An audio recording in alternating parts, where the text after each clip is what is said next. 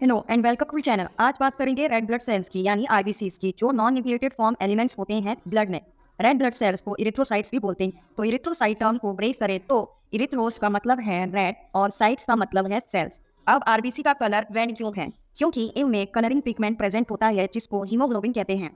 RBC play करता है important role transport करने में रेस्पिरेटरी गैसेस को। आरबीसी का साइज लार्ज होता है दूसरे ब्लड सेल से, जैसे कि व्हाइट ब्लड सेल और प्लेटलेट। अब आरबीसी की नॉर्मल काउंट वैल्यू क्या है? तो आरबीसी का नॉर्मल काउंट है 4 और 5.5 मिलियन पर क्यूबिक मिलीमीटर के बीच में होता है। अडल्ट में देखें तो 5 मिलियन पर क्यूबिक एमएम और अडल्ट फीमेल में लगभग 4.5 मिलियन पर क्यूबिक एमएम होता है।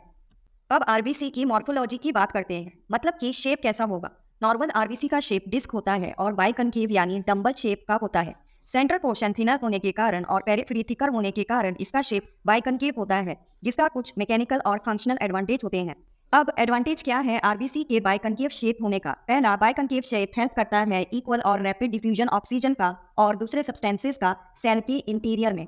दूसरा, लार्ज सरफेस एरिया प्रोवाइड करता है डिफरेंट सब्सटेंसेस को एब्सॉर्प्शन या रिमूवल के लिए। तीसरा, जब भी सेल की वॉल्यूम चेंज होगी तो मेम्ब्रेन पर मिनिमल टेंशन होगा।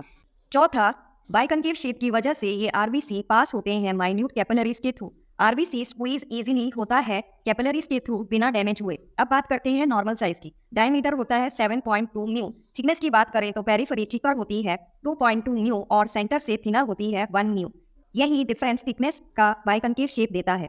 नॉर्मल स्ट्रक्चर की बात करें तो नॉन न्यूक्लिएटेड होता है। सिर्फ मैमल्स में आरबीसी नॉन न्यूक्लिएटेड होते हैं, लेकिन कैमल में ये न्यूक्लिएटेड होते हैं क्योंकि आरबीसी में डीएनए नहीं होता है। दूसरी तरफ अदर ऑर्गेनल्स जैसे कि माइटोकॉन्ड्रिया और गोल्गी अपरेटस भी एब्सेंट होते हैं। आरबीसी में माइटोकॉन्ड्रिया एब्सेंट है तो एनर्जी प्रोड्यूस होगी ग्लाइकोलाइसिस के प्रोसेस के थ्रू। रेड ब्लड सेल्स में इंसुलिन रिसेप्टर नहीं होते हैं और ग्लूकोज अपटेक आरबीसी में ये कंट्रोल नहीं होते इंसुलिन से। आरबीसी में स्पेशल टाइप का साइटोस्केलेटन होता है जो बना होता है एक्टिन और स्पेक्ट्रिन दोनों प्रोटीन से, जो कि जुड़े होते हैं ट्रांसमेम्ब्रेन प्रोटीन से, एक और प्रोटीन से जिसे कहते हैं एंकाराइड्स।